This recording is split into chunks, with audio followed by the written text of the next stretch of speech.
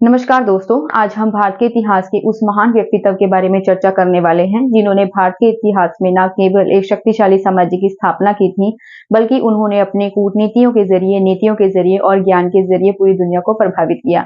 हम बात करने वाले हैं चाणक्य की। चाणक्य, जिसे भारत के इतिहास में कौटिल्य और विष्णुगुप्त के नाम से भी जाना जाता है। चाणक्य एक अर्थशास्त्री, राजनीतिज्ञ और दार्शनिक थे जिन्होंने मौर्य साम्राज्य के स्थापना में एक अहम भूमिका निभाई थी। चाणक्य के द्वारा लिखी हुई पुस्तक अर्थशास्त्र आज भी नीति और प्रशासन के महत्वपूर्ण ग्रंथ मानी जाती है। तो आइए उनके जीवन, उनके विचारों और उनकी उपलब्धियों के इस प्रेरणादायक सफर को गहराई से समझते हैं। मैं उम्मीद करती हूँ कि आपको ये वीडियो अच्छी लगेगी, और अगर आपको ये वीडियो अच्छी लगे तो मेरे चैनल को सब्सक्राइब कीजिए, लाइक कीजिए और ज्यादा से ज्यादा इस वीडियो को शेयर कीजिए। तो चलिए सबसे पहले जानते हैं कौटिल्य कौन था। ठीक है, उसके बाद में हम अर्थशास्त्र के बारे में पढ़ेंगे। तो जो कौटिल्य था वह चंद्रगुप्त मौर्य का गुरु था। ठीक है,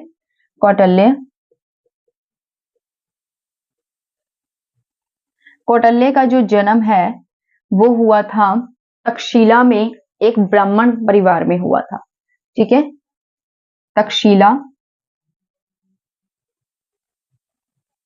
एक ब्राह्मण परिवार में जो है कौटिल्य का जन्म हुआ। अगर ब्राह्मण के परिवार में इसका जन्म हुआ है तो ये भी एक ब्राह्मण हुए। ठीक है, तो जो कौटिल्य था वह तक्षशिला का रहने वाला था, और यह तक्षशिला का जो शिक्षा केंद्र था, शिक्षा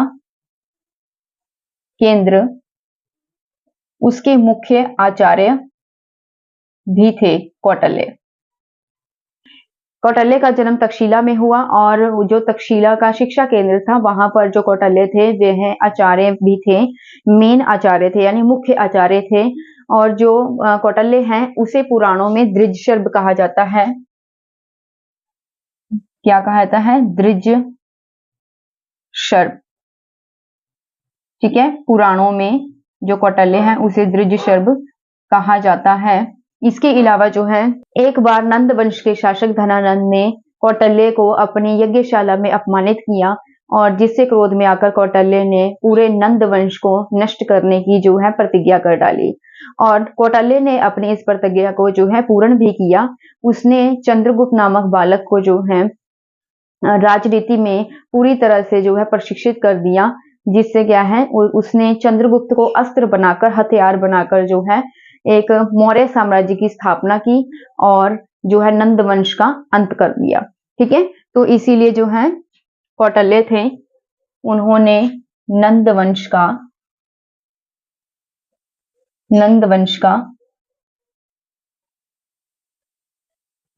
को नष्ट करने की प्रतिज्ञा ली, और उसे पूरा भी किया। किसके जरिए? चंद्रगुप्त मौर्य को राजा बनाकर। ठीक है, चंद्रगुप्त मौर्य नामक एक बालक था जिसे कौटिल्य ने पूर्ण शिक्षा दी, राजनीति की। ठीक है, और चंद्रगुप्त मौर्य को जो है एक राजा बनाया, शासक बनाया, और प्रधानमंत्री के पद पर जो कौटिल्य है वह खुद जो है बैठे। ठीक है, और ऐसा भी माना जाता है कि जो कौटिल्य थे, चंद्रगुप्त की मृत्यु के पश्चात जब बिंदुसार गद्दी पे बैठा तो कौटिल्य जो है बिंदुसार के टाइम पे भी जो है कुछ समय तक प्रधानमंत्री के पद पर आसीन रहे। ठीक है, अब ये तो थी बात जो है कौटिल्य की।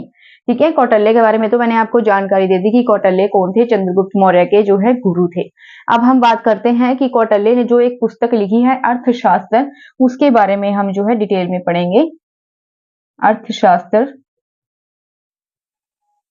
तो जो कौटिल्य है उन्होंने अर्थशास्त्र लिखा, एक पुस्तक लिखी जिससे हमें राजनीति के बारे में जानकारी मिलती है। इसके अलावा बहुत सारी चीजों के बारे में जानकारी मिलती है। पहले हम देखते हैं कि जो कौटिल्य ने अर्थशास्त्र नामक पुस्तक लिखी थी, उस पुस्तक में क्या क्या लिखा हुआ था और उस पुस्तक से हमें क्या क्या जानकारी मिलती है। तो कौटिल्य के अर्थशास्त्र से हमें क्या क्या जानकारी मिलती है, ठीक है, इसके बारे में हम डिटेल में पढ़ेंगे। सबसे पहले है जो कौटिल्य का अर्थशास्त्र है, ये किस भाषा में लिखा गया है? संस्कृत भाषा में। संस्कृत भाषा में ये लिखा गया था, और यह गद्य और पद्य शैली में लिखा गया। घबराइएगा नहीं, मैं आपको अभी डिटेल में समझाऊंगी, एक एक चीज का जो मीनिंग समझाऊंगी, गद्य और पद्य क्या होता है, ठीक है। इसके अलावा जो है, जो अर्थशास्त्र है, इसमें 4000 श्लोक हैं।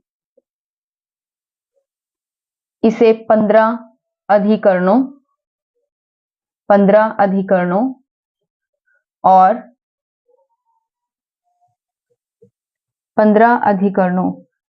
180 प्रकरणों में विभाजित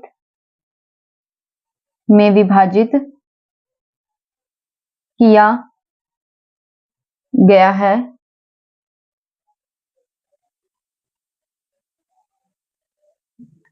ठीक है। इसके अलावा जो कौटिल्य का अर्थशास्त्र है, इसमें राजनीतिज्ञ यानी कि राजनीति शास्त्र के बारे में इसमें जानकारी दी गई है।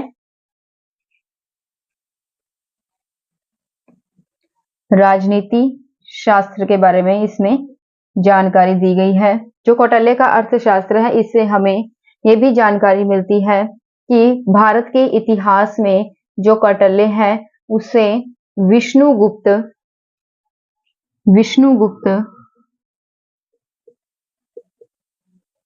और चाणक्य के नाम से जाना जाता था। जो कौटिल्य का अर्थशास्त्र है, इसकी खोज हुई थी 1909 ईस्वी में। कहां से हुई थी? सेंट्रल हिंदू कॉलेज से इसकी खोज हुई।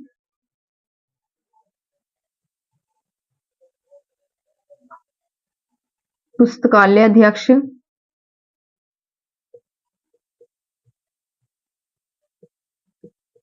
कहाँ का? मैसूर का, वहां से इसकी खोज हुई थी। ठीक है। जो कौटिल्य का अर्थशास्त्र है, इसमें करारोपण के बारे में जानकारी हमें मिलती है। ठीक है। उस समय में जो कर थे, कितने प्रकार के थे? करों की जानकारी मिलती है। ठीक है। इससे हमें यह भी जानकारी मिलती है कि उस समय में जो अंगरक्षक वह महिलाएं होती थी। ठीक है। इसमें सप्तांग सिद्धांत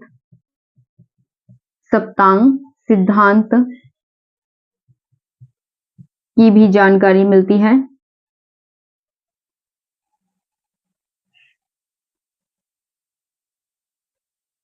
चतुर्गिणी सेना के बारे में जानकारी मिलती है। इसमें जो चाणक्य है, उसने ये बताया है कि जो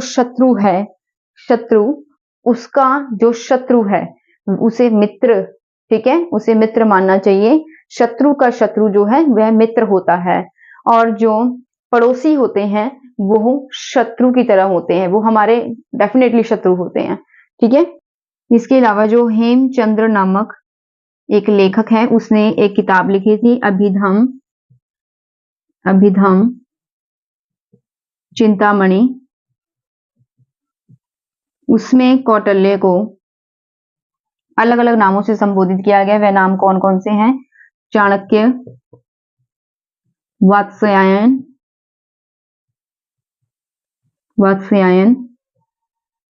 पक्षिल स्वामी,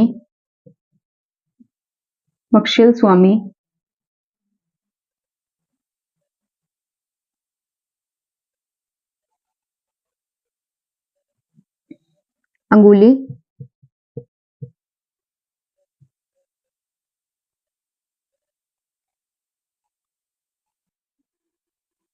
कुटल, मल्लीनाग,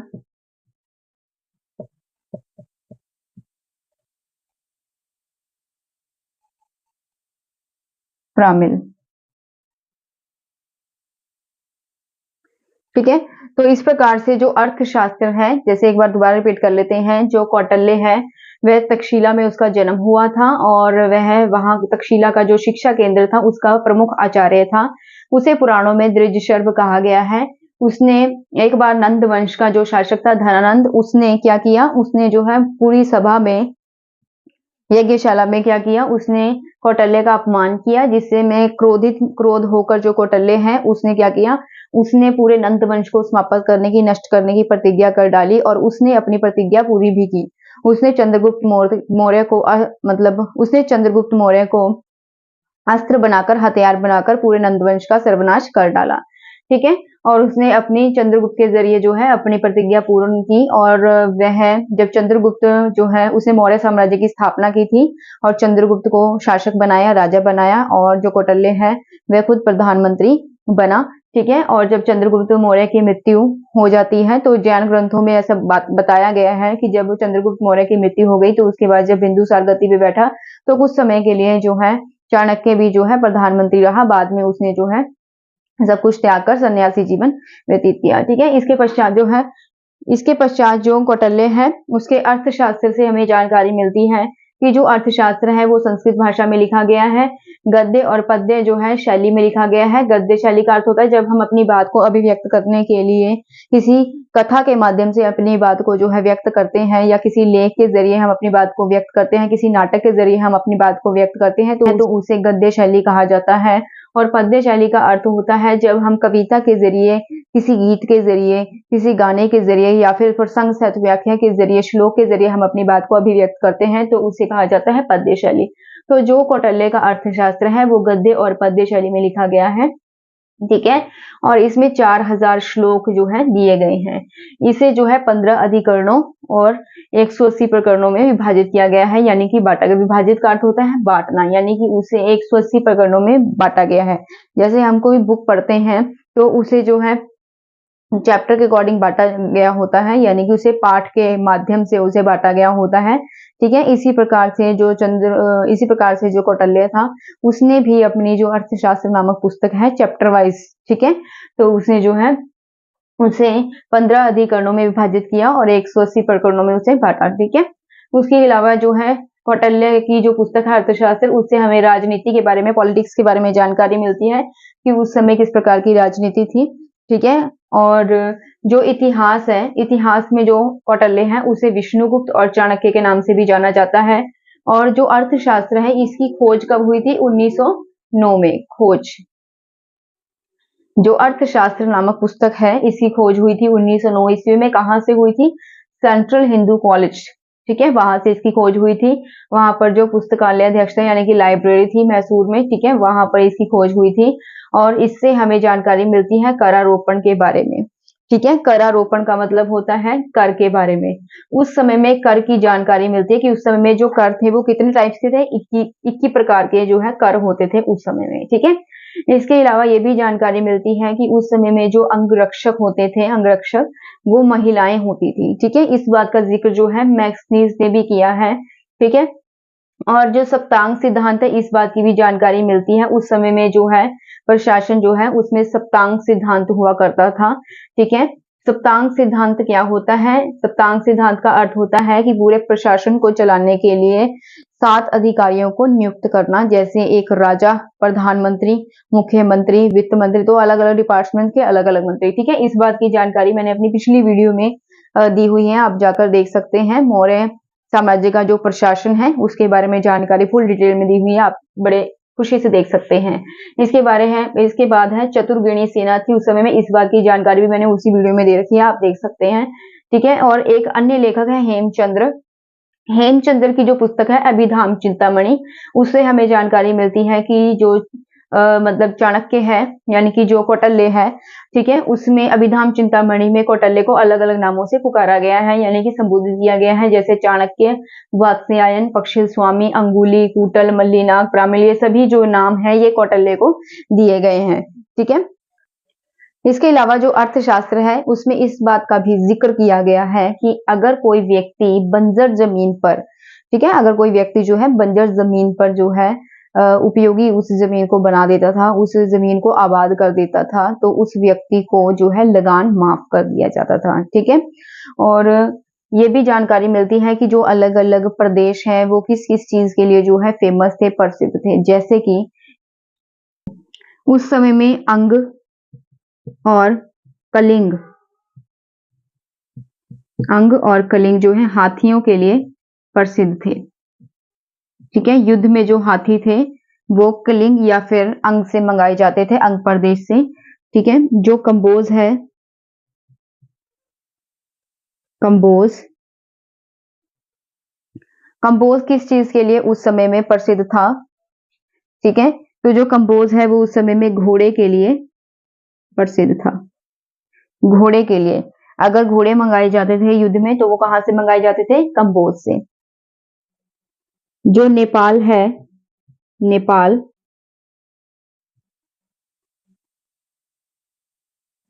वह कंबल के लिए प्रसिद्ध था। कंबल जो हम ओढ़कर सोते हैं, ठीक है, तो नेपाल उस समय में जो है कंबल के लिए प्रसिद्ध था। काशी उस समय में प्रसिद्ध था सूती कपड़े के लिए, सूती कपड़े के लिए। मगध जो उस समय में प्रसिद्ध था बाट बनाने वाले, बाट बनाने वाले पत्थर। ठीक है, तो जो उस समय में क्या है, जो कलिंग प्रदेश है, ठीक है, और जो अंग प्रदेश है, ये दोनों ही प्रदेश हाथियों के लिए फेमस थे। अगर युद्ध में जो है हाथी मंगाए जाते थे वो इन्हीं प्रदेशों से मंगाए जाते थे।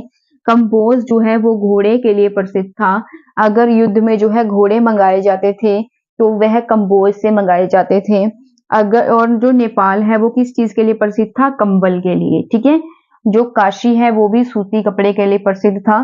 ठीक है, जो मगध है उस समय में बाट बनाने वाले जो पत्थर थे उसके लिए प्रसिद्ध था। यानी कि जो पुराने ऐतिहासिक जो मंदिर बने हुए, जिस मतलब जो पत्थर है ना, एक बहुत ज्यादा मतलब पुराने जमाने में जो मंदिर है बहुत ही सख्त चट्टान के बनाए जाते हैं, तो उसे ही बाट बनाने वाले पत्थर जो है कहा जाता है। ठीक है, तो उस चीज के लिए, बाट बनाने वाले पत्थर के लिए जो मगध है वो प्रसिद्ध था। ठीक है, आगे पढ़ते हैं हम। अब हम बात करेंगे कि अर्थशास्त्र में जो है अलग अलग दुर्गों के बारे में चर्चा की गई है। वे अलग अलग दुर्ग, या दुर्ग का अर्थ होता है किले। ठीक है, वो अलग अलग दुर्ग कौन कौन से थे, कहाँ कहाँ पर वो स्थापित होते थे। ठीक है, जो अर्थशास्त्र है उसमें विभिन्न प्रकार के, विभिन्न दुर्ग, विभिन्न दुर्गों का वर्णन मिलता है। और वह विभिन्न दुर्ग कौन कौन से थे? जैसे, जैसे जल दुर्ग, वन दुर्ग, पर्वत या गिरी दुर्ग, धनवान दुर्ग, धनवान्य दुर्ग। जो जल दुर्ग था, दुर्ग का मतलब मैंने आपको बताया है कि किला होता है। ठीक है, आपको अब भी मतलब आपको पता ही है कि पुराने समय के अब भी जो मौजूद किले हैं उनसे हमें इतिहास के बारे में जानकारी मिलती है। ठीक है, इतिहास जो है गवाही देता है हमें उन किलों से।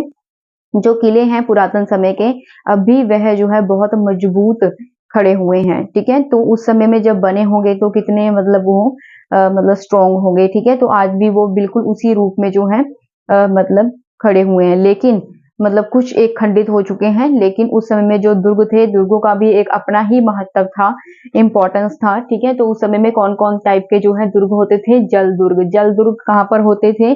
जो तटीय इलाके होते थे, समुद्र के जो किनारे, ठीक है, जहां पर भी पानी था, समुद्र या सागर कहीं पे भी जो पानी था, तो उसके जो तटीय क्षेत्र होते थे, किनारे वाले क्षेत्र होते थे, वहां पर ये दुर्ग पाए जाते थे। ठीक है, तो यानी कि ये जो दुर्ग थे ये तटीय क्षेत्रों में पाए जाते थे।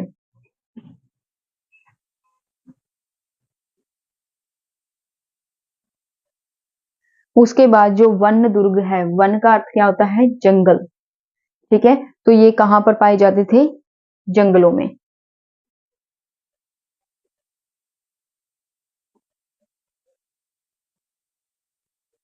तो ये जंगल वाले जो क्षेत्र थे वहां पाए जाते थे। उसके बाद है पर्वत या गिरिदुर्ग। पर्वत का अर्थ क्या होता है आपको जानते ही हैं, और गिरी का अर्थ भी वही होता है जो पर्वत का है, ठीक है। तो ये कहाँ पर पाए जाते थे? पहाड़ी क्षेत्रों में, पहाड़ी क्षेत्रों में। क्षेत्रों का अर्थ होता है इलाका, ठीक है। जो धानवान्य दुर्ग था ये कहाँ पर पाए जाते थे? मरुस्थलीय क्षेत्रों में, मरुस्थलीय क्षेत्रों में। जो रेगिस्तान वाले क्षेत्र होते थे ना, वहां पर ये पाए जाते थे, ठीक है। अब हम बात करते हैं कि जो अर्थशास्त्र है उसमें विभिन्न प्रकार के जो है युद्धों का वर्णन किया गया है। वे युद्ध कौन कौन से हैं? तो अर्थशास्त्र में 3 प्रकार के युद्धों का वर्णन किया गया है। 3 प्रकार के युद्ध का वर्णन किसमें किया गया है? अर्थशास्त्र में। वे 3 प्रकार के युद्ध कौन कौन से थे? प्रकाश युद्ध, प्रकाश युद्ध, कूट युद्ध और तुण युद्ध। प्रकाश युद्ध में क्या होता था कि जब दोनों ही मतलब युद्ध के मैदान में जो दोनों ही मतलब राज्य होते थे, ठीक है, जिन दोनों ही धीरों के बीच में लड़ाई युद्ध होना है, तो वो दोनों ही आमने सामने से युद्ध करते थे। आमने सामने युद्ध जब होता था युद्ध के मैदान में तो उसे हम कहते थे प्रकाश युद्ध, ठीक है, आमने सामने युद्ध हो रहा है। उसके बाद है जब कोई कूट युद्ध किसे कहा जाता था? कूट का अर्थ होता है कूटनीति यानी चालाकी से, ठीक है। तो जो युद्ध चालाकी से किए जाते थे, चालाकी से जो युद्ध किए जाते थे उसको हम कूट युद्ध कहते हैं। षड्यंत्र के जरिए जो युद्ध किए जाते थे, ठीक है। जो तुण युद्ध है, तुण युद्ध किसे कहा जाता है? जो युद्ध शत्रुओं के राज्य में, शत्रुओं के राज्य में अपने गुप्तचरों के जरिए, गुप्तचरों के जरिए जो शत्रुओं का मतलब शत्रुओं के राज्य में अपने गुप्तचरों के जरिए अराजकता फैलाना, अराजकता फैलाना, ठीक है। तो अपने गुप्तचरों को भेजकर दूसरों के राज्य में जो शत्रु हैं, दुश्मन हैं, उनके राज्यों में जो है अराजकता फैलाना, ठीक है। तो ये तुण युद्ध कहा जाता था उसे, ठीक है। तो अब हम बात करने वाले हैं कि जो अर्थशास्त्र है, मैंने आपको पीछे बताया था कि जो अर्थशास्त्र है उसको 15 भागों में बांटा गया है। उसके 15 अधिकरण है। जैसे हम पुस्तक पढ़ते हैं तो उसमें चैप्टर दिए होते हैं ना, ठीक है, उसकी उसी तरह जो अर्थशास्त्र है उसे 15 भागों में 15 अधिकरण जो है उसमें बांटा गया है।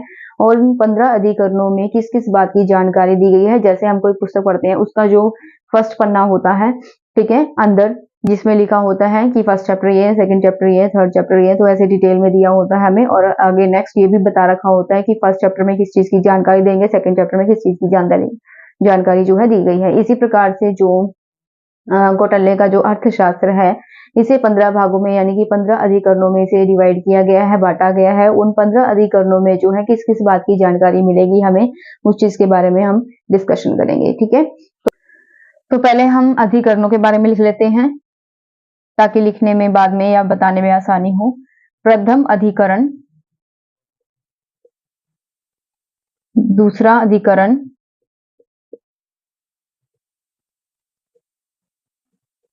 तृतीय यानी कि तीसरा, और चतुर्थ यानी कि चौथा अधिकरण,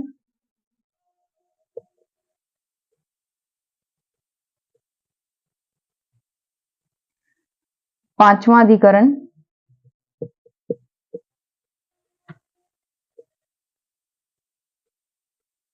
छठा अधिकरण,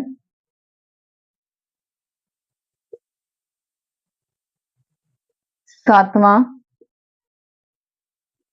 से 15वां अधिकरण।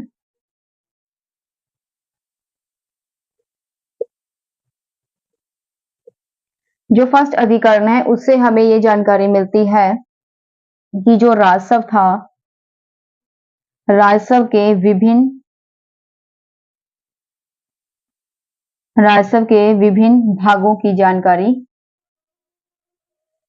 मिलती है फर्स्ट अधिकरण से, कि जो पहला खंड है, पहला जो भाग है, ठीक है, उसमें हमें मिलती है राजस्व के जो अलग अलग भाग थे उसके बारे में फुल डिटेल की जानकारी मिलती है। जो दूसरा अधिकरण है उससे हमें जानकारी मिलती है कि जो नागरिक प्रशासन है, नागरिक प्रशासन की जानकारी मिलती है। जो तृतीय और चतुर्थ अधिकरण है इससे हमें जानकारी मिलती है कि दीवानी, फौजदारी तथा नागरिक कानूनों की जानकारी मिलती है। जो पांचवा अधिकरण है इससे हमें जानकारी मिलती है कि जो सम्राट है, सम्राट के सभासदों के कार्यों, ठीक है, के बारे में जानकारी मिलती है और उनका क्या दायित्व था इसके बारे में जानकारी मिलती है। जो छठा अधिकरण है इससे हमें जानकारी मिलती है जो सप्तांग सिद्धांत है, सप्तांग सिद्धांत, उसके अकॉर्डिंग जो है अलग अलग जो अधिकारी थे उनकी क्या भूमिका थी, उनके कार्य के बारे में जानकारी मिलती है। जो सातवां और 15वां अधिकरण है इससे हमें जानकारी मिलती है कि युद्ध नीति, विदेश नीति, युद्ध में विजय के उपाय, युद्ध में विजय के उपाय, सैनिक अभियान,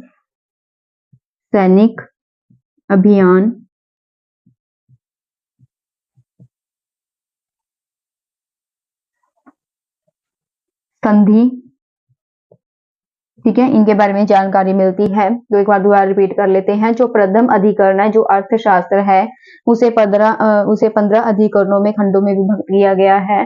तो जो प्रथम अधिकरण है उससे हमें जानकारी मिलती है कि राजस्व के विभिन्न भागों की जानकारी, जो राजस्व है उसके अलग अलग भाग कौन कौन से थे इसके बारे में जानकारी मिलती है।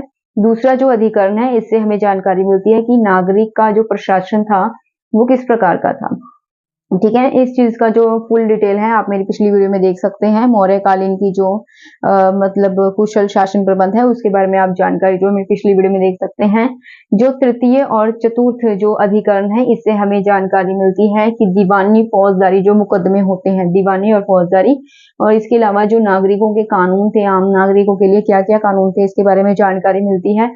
जो पांचवा अधिकरण है इससे हमें जानकारी मिलती है कि सम्राट के सभासदों के कार्य, सम्राट ने जो अलग अलग डिपार्टमेंट्स पे अलग अलग जो है सभासद बिठा रखे थे तो उनके क्या कार्य थे, उनका क्या दायित्व था, क्या रोल था, इसके बारे में जानकारी मिलती है। जो छठा अधिकरण है इससे जानकारी मिलती है कि इस जो प्रशासन था मौर्य साम्राज्य का उसमें जो सप्तांग सिद्धांत है, ठीक है, उसके अकॉर्डिंग जो अधिकारी हैं अलग अलग सप्तांग सिद्धांत के अकॉर्डिंग, सप्तांग सिद्धांत की फुल डिटेल आप मेरी पिछली वीडियो में देख सकते हैं, ठीक है। तो उससे अधिकारियों की भूमिका और उनके कार्य के बारे में जानकारी मिलती है। जो सातवां है, 7वां से लेके 15वां अधिकरण, यानी जो एक अधिकरण है जिसमें 7वें से लेके 15वें अधिकरण तक सारी डिटेल दी गई है, जिसमें युद्ध नीति के बारे में बता रखा है, विदेश नीति के बारे में बता रखा है, ठीक है, युद्ध में विजय के उपाय बता रखे, युद्ध में जीतने के जो है टिप्स बता रखे हैं, सैनिक अभियान बता रखा है, ठीक है, संधि के बारे में, समझौता किस प्रकार से करते थे जो युद्ध में भाग लेते थे शासक वर्ग के लोग, ठीक है। तो इस चीज के बारे में फुल डिटेल जो है बताई गई है। तो आज की वीडियो में सिर्फ इतना ही और मिलते हैं नेक्स्ट वीडियो में किसी नए टॉपिक के साथ। धन्यवाद।